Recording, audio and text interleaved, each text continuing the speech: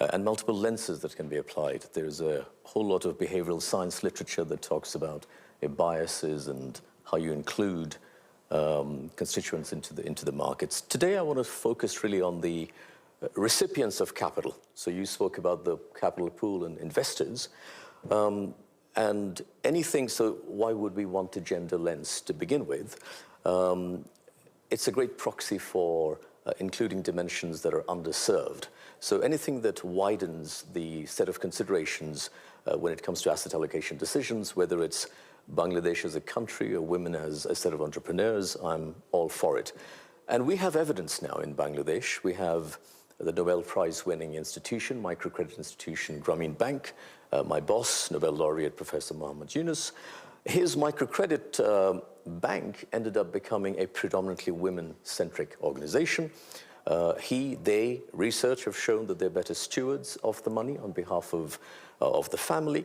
So it has not only catalyzed enterprise at the individual level, it has brought about development at a systemic level. There's evidence that shows even if you're not a borrower of an institution like Grameen Bank, but you're neighbors with one, and you're sending your kids to school, then you would do the same. The spillover effects, the demonstration effects are also quite widespread.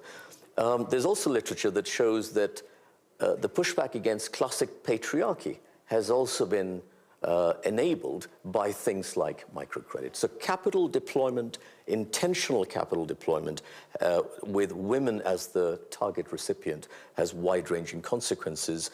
We saw this also in the ready-made garments industry, but I'll hold off now and we can talk. I also get squeamish, particularly as a man, to ascribe attributes to women. Women are more the magical this or that, yes. Yeah, so I disavow that. I don't want to go there, yeah. But I do believe representation matters and diversity matter. If you've got more diversity around the table, then you do better scouring for risks and scouting for opportunities. So that's the instrumental reason behind doing this. But the Western capitals, the main pools of capital around the world, are very monocultural. There's a certain way, certain language, certain style that a dealing room operates. And so to the extent that we can make it more multicultural, the allocation styles, I think, has to be a good thing. I want to talk about specifically, again, in Bangladesh, how the gender lens has helped making things better more widely. We just drafted a sweeping landmark new labor law, set of labor reforms in the country that were overdue after the I don't know if you guys know the Rana Plaza tragedy of 2013. Yep. It's long overdue that needed to be done. And when you look at the asymmetry in labor relations that needed to be redressed, the victims of that were mainly women that work in the ready-made garments industry, which is a hugely successful industry for the country. The allocation of capital in that, whether it's the likes of H&M, Marks and Spencer's, the people who make Zara, Inditex, some of these are owned by family who have philanthropic foundations. They have helped raise standards, environmental standards, conditions for maternity and things like that.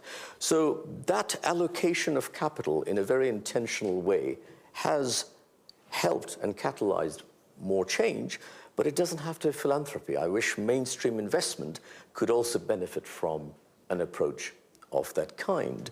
Now, if I could just also say, last, as a government, as we are now enacting reforms, when we try and think about how to make the conditions better for doing business, ease of doing business, ease of deregulation where there's excessive rules and processes, corruption at a retail level. How many times do you have to physically go to an office to get a permit? Why do you have to renew it every year when it can be done 5 years in a row?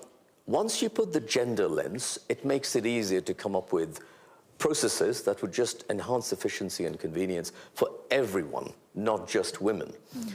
Small and medium-sized enterprises, a lot of them are women.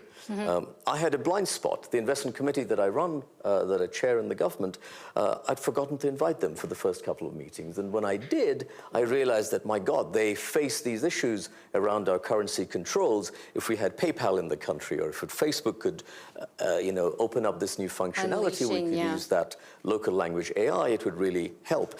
And so when you use that lens, you end up helping everyone.